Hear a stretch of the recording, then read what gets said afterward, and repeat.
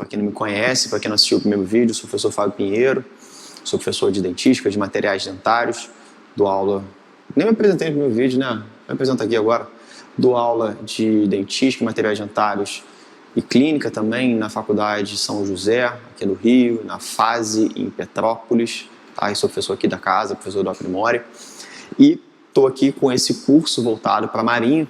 A gente programou 7 aulas para vocês e a gente está dividindo aí os temas. Todas as aulas vão ter questões para a gente comentar, tem muito conteúdo e, claro, é uma revisão.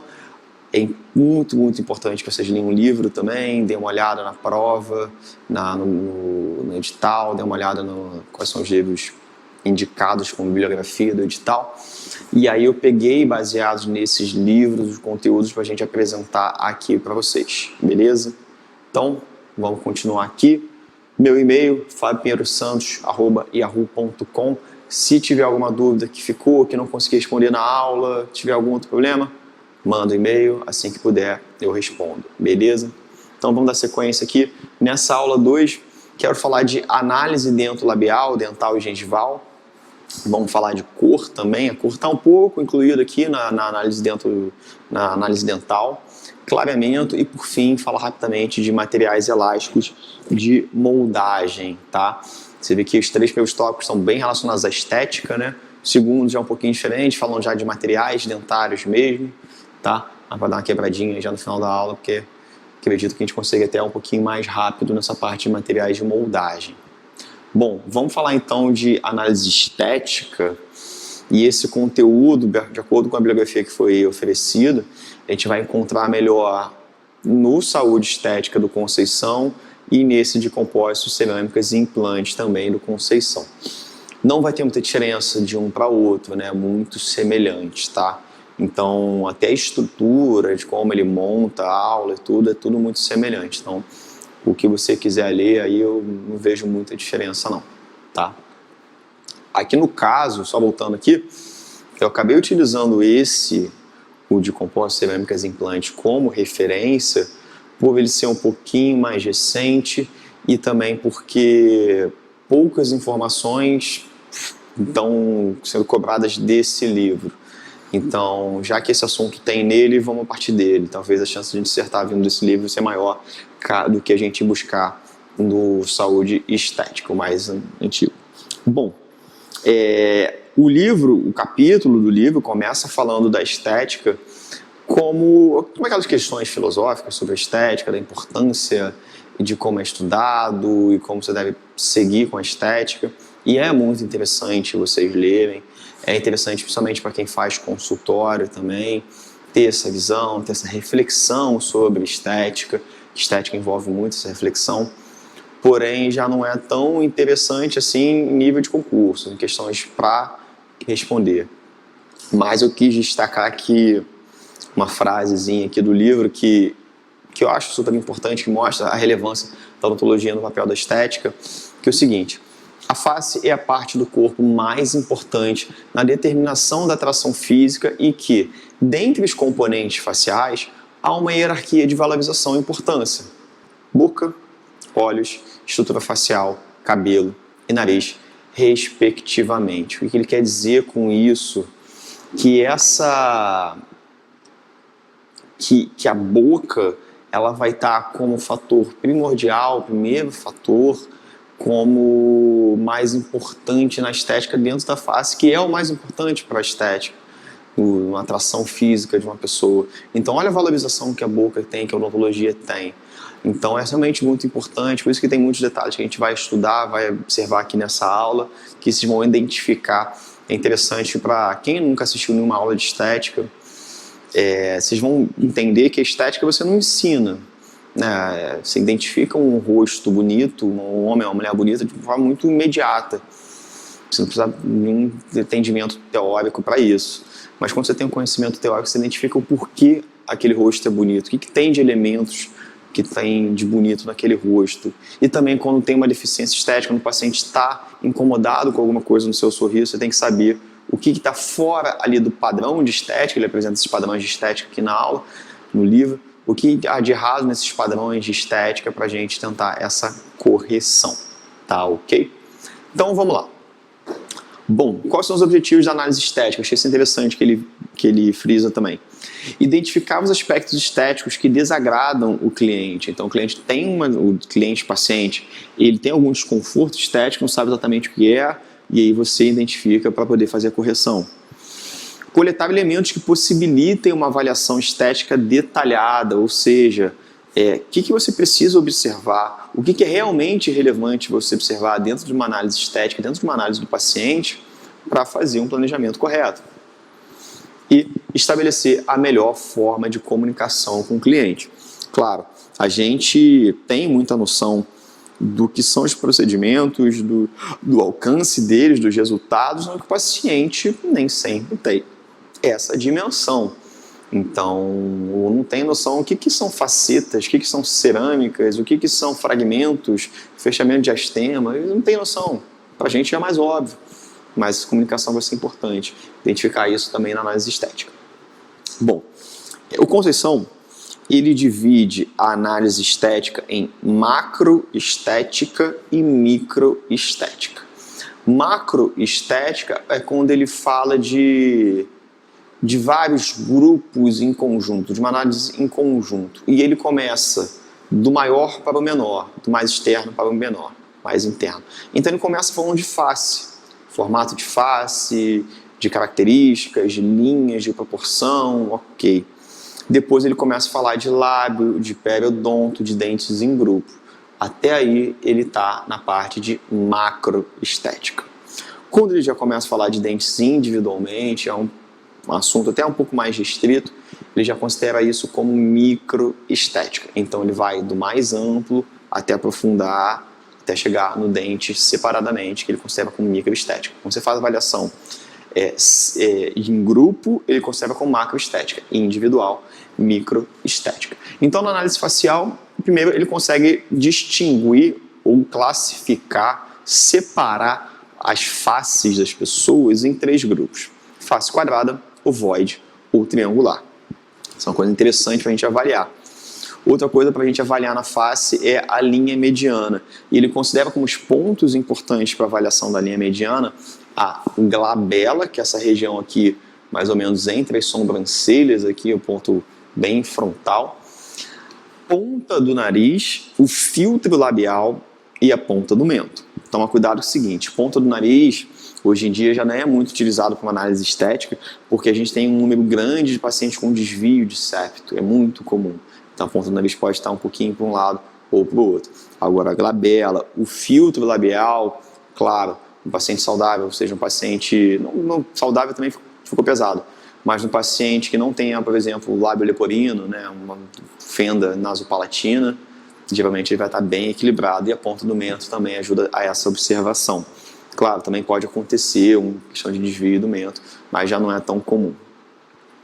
Como um desvio de septo, por exemplo, é realmente muito comum. Uma linha interessante para ser analisada também, a linha interpupilar. O que ele fala sobre a linha interpupilar? Ela é paralela, deve ser paralela ao plano incisal dos dentes superiores e ao contorno da margem gengival. Então, quando eu passo uma linha entre a pupila, vai ser paralela à linha da margem gengival e da borda dos incisivos centrais superiores, tá? Então é interessante que tem esse paralelismo entre essas 3 linhas. E o plano incisal, eu falei, a borda dos incisivos centrais superiores.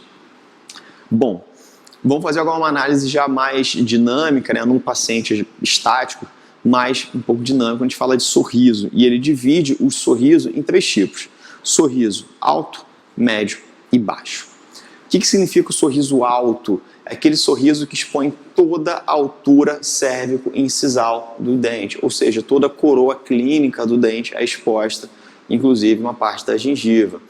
Claro, a gente tem aqueles casos de sorriso alto que tem um prejuízo estético bem grande, aquele sorriso gengival, quando você tem mais do que 3 milímetros sendo exposto no sorriso do paciente. Aí você depende de alguns tratamentos, você tem gengivectomia, cirurgia plástica periodontal, aplicação de toxina botulínica, enfim. Estou falando só da análise, só da observação. Então, sorriso alto, você tem a exposição de toda a altura cérvico-incisal seja toda a coroa clínica desse paciente. Sorriso médio, quando você tem todo ou até 75% de exposição dos dentes anteriores, e o sorriso baixo, quando você tem 75% ou menos, ou seja, 3/4 ou menos do dente sendo exposto durante o sorriso. Num sorriso moderado, ou seja, isso a gente avalia no sorriso mais amplo, um sorriso mais forçado. Agora, no sorriso mais moderado, mais simples, você tem de média de exposição de 2 milímetros dos incisivos centrais superiores. Tá? Isso independente do tipo de sorriso. Relação do incisivo central superior com o lábio inferior. A gente tem essa curvatura da borda incisal, no incisivo central superior, no incisivo lateral inferior, incisivo central superior, lateral superior e canino. Essa curvatura incisal, você vai ver que ela geralmente vai estar acompanhando a linha do lábio inferior durante o sorriso. Tem esse paralelismo dessas linhas. Agora, o que ele fala aqui também é dessa análise dinâmica, que esse contato da borda dos incisivos centrais superiores com os inferiores vai ser importante nos sons, na fonética do paciente. Então, quando a gente fala sons de F e V, a gente tem o contato da borda dos incisivos superiores com o lábio inferior. Se você não tiver esse contato, o som fica saindo fim, fica meio estranho. E os sons de S e Z, você já tem um pouco de afastamento, você não deve ter o contato, senão fica também meio esquisito, ok? De 1 a 1,5 milímetro. Bom, o tipo de lábio. Primeiro ele fala que quando a gente está em repouso, geralmente você tem um afastamento dos lábios de 1 a 1,5 milímetro. Tá? Você pode ter um repouso com selamento dos lábios ou sem o selamento dos lábios. Quando você não tem selamento dos lábios, esse afastamento deve ser de 1 a 1,5 milímetros. Alguns pacientes já têm afastamento maior, você tem uma deficiência estética aí. E ele classifica o lábio em alguns tipos. Numa análise vertical, ele pode analisar o lábio como grosso, médio e fino. Qual que é a relevância disso? Um lábio grosso, ele tende a ter um sorriso mais baixo, ou seja, ele tende a não expor por completo os seus dentes anteriores e superiores. E qual que é a importância disso para a gente? Essa exposição total do sentido cérvico, do sentido inciso cervical, cérvico incisal, essa exposição total ela é mais crítica na hora de restaurações estéticas, principalmente em restaurações indiretas, quando você tenta esconder a margem. Então, o sorriso grosso, o lábio grosso, tende a esconder um pouco mais. O lábio fino tende a expor mais essa margem gengival, tornando um tratamento estético um pouco mais crítico, um pouco mais complicado. Outra avaliação do lábio que ele faz no sentido horizontal, que a gente tem lábios largos, médios e estreitos, tá? Lábios largos, médios ou estreitos, aquela boquinha bem pequenininha. E o comprimento, que já vai nesse sentido, que é o comprimento do lábio superior, que ele vai ter um tamanho que ele considera de 19 a 22 milímetros. Podendo ter um lábio longo, um lábio médio ou um lábio curto, tá? Bom, como eu falei, ele vai vendo a face como um todo, vai vendo essas estruturas, fala do lábio, fala do sorriso, para agora chegar no periodonto e depois os dentes e grupos, para depois falar nos dentes isoladamente. Em relação à análise periodontal, o que ele fala é que é super importante você avaliar a saúde periodontal desse paciente, para ver se o periodonto está saudável ou não. E quais são os critérios que ele utiliza para avaliar a saúde periodontal? Primeiro, a ausência de sangramento, a coloração, fácil determinação de gengiva marginal livre, junção muco-gengival e mucosa alveolar. Então, esses são os parâmetros para avaliar se o paciente tem saúde periodontal. Em relação ao contorno gengival, o que ele espera? Um contorno regular e contínuo, com um pequeno deslocamento coronal para o incisivo lateral superior. Eu vou mostrar na imagem, vai ficar mais claro de vocês verem exatamente o que a gente está falando, que é aquele triângulo formado pelo contorno da margem gengival. Geralmente, a margem gengival no incisivo lateral superior é um pouco mais apical quando estou comparando com o central e com o canino. E o zênite? Zênite do contorno gengival é o ponto mais apical do contorno gengival. A gente sabe que o contorno gengival tem um formato de parábola e o ponto mais apical é chamado de zênite. A importância do zênite é o seguinte, ele geralmente vai estar apontado para a distal do dente, porque ele acompanha um pouco a inclinação da raiz. Então a gente sabe que no incisivo central a raiz é apontada um pouco para a distal, o zênite também vai ser apontado para a distal. O incisivo lateral, a raiz já é um pouco mais retilínea, então o zênite também fica um pouco mais no centro da coroa do dente. O canino, mesma coisa que o incisivo central, também apontado para a distal, então o zênite também é um pouco acompanhado para a distal, tá? E a papila interdental, o que ele considera como um padrão estético, que ela não esteja nem hiperplasiada e também não esteja retraída. A gente sabe que no caso de hiperplasia é um sinal, inclusive, de gengivite, é um sinal de ausência de saúde periodontal. E no caso de uma retração da papila, forma aquele buraco negro, o que geralmente incomoda bastante o paciente. Avaliando os dentes em grupo, a gente tem a curvatura incisal, que também é chamada de linha do sorriso, né? Como falei, ela deve ser convexa acompanhando a curvatura do lábio inferior.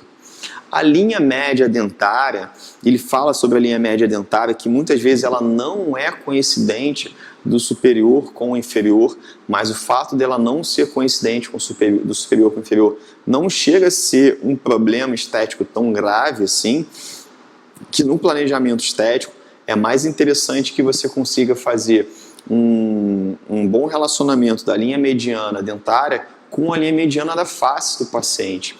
Essa sim chama mais atenção do que a relação da superior, dos dentes superiores com inferiores, tá? E fala também do alinhamento dos dentes, claro, todo mundo busca esse alinhamento dos dentes, e no sorriso eles vão dar uma sensação de gradação de dentes maiores para dentes menores, enquanto caminha para a região posterior, tá? Inclinação axial. A gente sabe que os dentes tendem a se inclinar levemente para a distal, o que vai dar um resultado, que vai dar um sinal, uma observação que a gente vai ver mesmo no zênite dos dentes, tá? Por falar aí depois em proporção dos dentes, que ele fala o seguinte, se você não tiver nenhuma referência, ou seja, já tem dente, no caso uma prótese total, por exemplo, você pode usar a proporção áurea como um método de facilitar, de você achar uma proporção de tamanho mesodistal, do incisivo central para o lateral, do lateral para o canino. Mas primeiro, ele não fala, quando a gente usa a proporção áurea, a gente não utiliza no tamanho real do dente, mas no tamanho aparente, ou seja, o quanto o dente é exposto quando você está bem de frente para o paciente. Como os dentes estão dentro de um arco, de uma curvatura, o seu tamanho aparente é diferente do seu tamanho real. Então, a gente mede muito mais o tamanho aparente de uma fotografia, por exemplo, do que clinicamente com um compasso. Então, é melhor medir na fotografia do que você medir clinicamente, você tem essa noção do tamanho aparente. Porém, é o seguinte, a proporção áurea, ela não é tão correta assim na odontologia. O que significa? Não necessariamente ela vai ser aplicada em todos os pacientes. O que a gente tem, o que acaba acontecendo na proporção áurea, é que em alguns casos, quando você tenta usar a proporção áurea na hora de restabelecer essas anatomias, os dentes podem ficar muito estreitos. E você acaba não tendo um resultado muito interessante. A proporção é 1 para 1,618, esse númerozinho. Então, a largura aparente do incisivo central vai estar de 1,618, enquanto o lateral vai estar para 1, e disso para o tamanho aparente do canino também. Então, assim, é um cálculo matemático, meio chatinho de fazer, não dá para fazer muito de cabeça, né? Mas é uma proporção que vocês podem utilizar, não necessariamente vai funcionar em todos os casos, como o Conceição fala, alguns casos vai ficar com estreitamento dos dentes. Outra observação, o corredor bucal também dá um efeito de gradação. O que é o corredor bucal? Quando a gente sorri e no sorriso forçado, a mucosa jugal se afasta dos dentes posteriores. Então, a partir já dos pré-molares, você já não tem contato da sua mucosa jugal com os dentes. Então, você vê aquele fundo escuro ali no corredor bucal. É importante que você tenha esse corredor bucal, porque se você tiver um dente muito volumoso para vestibular e você aparenta ter dente ali onde deveria ter o corredor bucal, você acaba tendo aquele sorriso cheio de dente, aquela boca cheia de dente, fica meio estranho.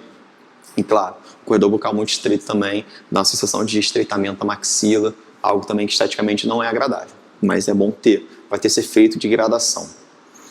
Outra observação, a meia incisal e cervical. Ele fala principalmente da meia incisal, que ela é mais ampla em jovens, que com o tempo, com o desgaste, essa meia incisal vai sendo desgastada. O que é a meia? A meia é aquele triângulo que você tem, incisal ela é vazia entre um dente e o outro, e na cervical, ela, idealmente, ela deve ser preenchida pela papila gengival, para não ter, como eu falei, o buraco negro, aquilo que incomoda demais os pacientes. E tem uma progressão apical dos incisivos para os caninos. Entre os incisivos centrais, ela é bem pequenininha. Entre central e lateral, um pouco maior. Entre lateral e canino, já é maior. Então, essa imagem aqui do Mazzoli, ela é bem legal. A gente dá para ver dá para ter várias observações da análise estética que a gente já falou aqui nesse caso.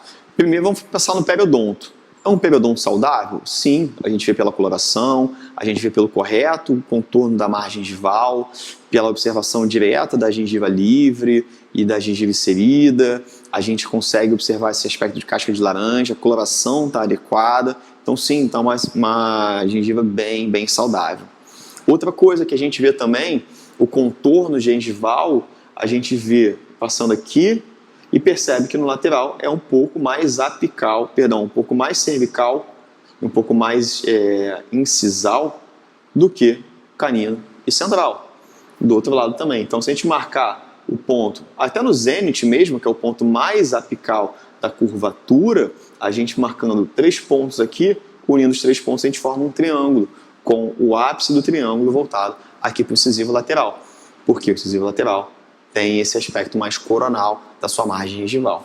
E claro, a gente também consegue observar que o zênite do central e do canino estão mais desviados para a distal. Olha nesse caso aqui, como fica bem claro, o zênite aqui bem mais para a distal. Já no lateral é bem mais próximo ao centro do dente, ao longo eixo do dente. Tá? Outra coisa que a gente observa é que as ameias cervicais estão bem preenchidas pelas papilas. Só tem um pouquinho de buraco negro aqui que acaba não atrapalhando a estética desse paciente. Tem pelo menos os dentes em grupo estão bem posicionados. Agora, olha as ameias incisais, como ela é bem pequenininha entre os centrais, um pouco maior entre o lateral e o central, e no canino, o lateral já é maior. Então, olha o efeito de gradação que a gente tem aqui. Então, uma foto só, olha quanta coisa a gente já consegue observar. E olha que é uma foto bem restrita a simplesmente os dentes anteriores e superiores. Não pega nada de premolar, não pega o sorriso, não pega o lábio, não pega os dentes inferiores. Então, nessa foto, a gente não está conseguindo avaliar, por exemplo, a linha mediana. Eu sei que a linha mediana superior está aqui. Mas em relação ao rosto do paciente, não vejo. Em relação aos dentes inferiores, não vejo. Corredor bucal, não vejo. Tipo de lábio, não vejo. Mas estou vendo muita observação, gravação, uma fotografia. Bom, vamos falar agora de microestética. Vamos pensar já no dente individualmente, vamos pensar nos dentes mesmo. E também classificou a forma do dente em 3 grupos: quadrado, ovoide e triangular. Olha que interessante, era a mesma classificação com o formato da face. Também tinha quadrado, ovoide e triangular. E é interessante porque a gente sabe que também ele fala isso, não é uma regra, que o formato do dente está muito relacionado ao formato do rosto do paciente. Então, pessoas que têm o formato do rosto mais quadrado tendem a ter os dentes anteriores mais quadrados. Pessoas que têm o formato do rosto mais ovoide tendem a ter o dente mais ovoide. Rostos triangulares tendem a ter o dente com formato mais triangular também. Em relação à proporção altura-largura, a gente tem, por exemplo, incisivos centrais superiores. A sua altura, a sua largura, tende a ter 75% a 80% da altura. E do lateral, 60% a 65%. O que significa? Que quanto mais próximo de 100%, mais quadrado vai ser o dente. Ou seja, se a minha largura vai ser 100% da minha altura, eu tenho um dente exatamente quadrado. Muito retangularzinho, muito certinho. Agora, se eu tenho o dente que é 80%, 75%, é menos do que 100%, a minha largura é menor do que a minha altura. Aqui no lateral é menor ainda, 60%, 65%, que é claro, a gente observa isso. Os incisivos centrais são um pouco mais quadrados, um pouco mais proporcionais no seu tamanho, de altura para largura. Já os laterais são um pouco mais estreitos, tá? Não que seja errado ser assim, isso é um padrão que foi encontrado aí pelo Conceição. E a gente também consegue observar nos dentes anteriores as suas texturas superficiais que vão influenciar na reflexão de luz. No dente jovem, a gente tem uma textura muito rica e isso influencia na maior reflexão de luz. E também deixa o dente com aspecto mais claro. O fato de deixar o dente com aspecto mais claro envolve algumas coisas, alguns aspectos. Por exemplo, um dente mais jovem, você tem uma maior espessura de esmalte. O esmalte ele tem uma cor branco-leitosa, mas é translúcido. Então, no dente mais velho, que você tem um desgaste do esmalte ao longo do tempo, pela escovação, pela alimentação, ou até mesmo por hábitos parafuncionais, você tem uma menor espessura de esmalte, então você tem a maior visualização de dentina que já é um pouco mais saturada, um pouco mais escura e mais opaca do que o esmalte. Então você tem um dente com aparência mais escura e o esmalte mais polido para ver esse desgaste, mais liso. Então ele não tem toda aquela reflexão de luz que uma superfície, mais rugosa, digamos assim, com mais textura, tem, como é o caso de um dente jovem. Então o dente jovem tende a ser um pouco mais claro por ter uma maior espessura de esmalte e ter uma maior reflexão de luz também. E outro aspecto que o Conceição fala já é da cor, quando fala de aspecto individualmente. Eu não peguei muito dessa parte da cor do Conceição, porque isso acaba sendo já o tema dessa mesma aula, mas do próximo tópico. E aí eu vou falar especificamente de cor, dos fenômenos. Ali no Conceição é muito resumidinho, e não adiantaria eu vir aqui falar aquele resuminho do Conceição para depois dar um resumo mais amplo, pegando também até o Conceição, mas Baratiev fala bastante disso, o Hirata fala bastante disso, o Phillips fala bastante disso, de propriedades ópticas. Então é uma questão de cor. E claro, o Stephen Chu, que é o livro referência de cor. Esse livro do Stephen Chu, antes de falar dele, vamos responder algumas questõezinhas. Análise estética, como falei, ainda não cheguei a falar, algumas questões já caíram, da Marinha, inclusive, umas provas mais antigas, só que eles tinham como referência o Fradiani, tá? Mesmo não estando mais como referência na bibliografia de vocês, eu decidi botar essas questões para a gente discutir um pouquinho e mostrar, ter uma noção como às vezes é cobrado. Vamos lá, 2016. Antes de focalizar os dentes, reduzindo consideravelmente a extensão dessa investigação, é necessário avaliar os elementos da composição facial. Segundo Fradiani, em 2006, com relação às proporções faciais, utilizando como referência as linhas horizontais interpupilar e de comissura labial, uma face com proporção adequada pode ser dividida horizontalmente em 3 partes de igual tamanho. Segundo esse autor, sobre as proporções faciais, pode-se afirmar que no terço inferior, primeiro vamos ver quais são essas proporções, quais são esses terços. O terço superior, ele vem aqui da linha do cabelo até a linha da sobrancelha, tá? Até a glabela. Terço médio vem da glabela, da parte mais superior da órbita, até a asa do nariz, até a espinha nasal anterior, até o soalho da cavidade nasal. Tá? Então tem terço médio aqui. E o terço inferior vai desse ponto aqui, do soalho da cavidade nasal, até a ponta do mento. Então, o ideal é que a gente tenha uma proporção entre esses 3 terços, para que não tenha um terço muito maior do que o outro, porque senão vai dar um prejuízo estético nesse paciente. Então, vamos lá. No terço inferior, a distância da parte inferior do nariz até a borda inferior dos lábios superior deve ser aproximadamente metade do comprimento entre o lábio inferior e a parte inferior do mento. Letra B. Quando o paciente se movimenta de uma posição de repouso, com os dentes levemente separados de uma posição de máxima intercuspidação habitual, não há alteração na proporção ótima observada normalmente entre os 3 terços da face. Tem uma diminuição ali, mas vamos ver. Letra C. O terço superior da face é a área entre a linha do cabelo até a linha interalar. Não é interalar. Interalar seria entre os narizes, asa do nariz. E letra D, todos os terços da face desempenham um papel de igual importância na determinação da aparência estética global. Não. O terço superior, que pega só a testa, não tem essa importância tão grande quanto o terço médio e o terço inferior. A gente viu aquela história que a boca é mais importante, para depois os olhos, enfim. O terço superior não tem nada disso. Letra E, o terço médio da face vai da linha do cabelo até a linha ofríaca. Não vai da linha do cabelo. Então a resposta certa é a letra A. No terço inferior, a distância da parte inferior do nariz até a borda inferior do lábio superior deve ser aproximadamente metade do comprimento entre o lábio inferior e a parte inferior do mento. Difícil pergunta, né? A do Fradiani não vai cair. Segundo Fradiani, 2006, em relação à análise dental do paciente, analise a opção correta. A composição dental ideal apresenta um tratamento padrão e não deverá ser personalizada e definida com base em preferências subjetivas. Claro que deve ser personalizada. Letra B. De acordo com a proporção áurea, o incisivo central deve destacar-se 70% a mais que o incisivo lateral, que por sua vez deveria ser aproximadamente 80% maior que a parte visível do canino pela vista frontal. Letra C. Existem 3 tipos de arcada dentária, quadrada, ovoide e triangular, sem variações fora dessa classificação. Claro que tem uma variação aqui dentro. Letra D de dado, com relação aos ângulos interincisais, ao se restaurar essa região, o clínico deve dispensar atenção à correta progressão gradual do ângulo interincisal, que diminui de incisivo central ao canino. Não, é o que está falando das ameias incisais, ele aumenta do central para o canino.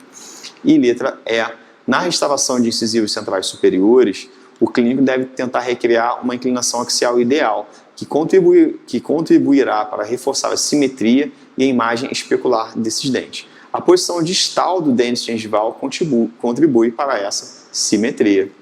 Perfeitinho. Resposta certa, letra E.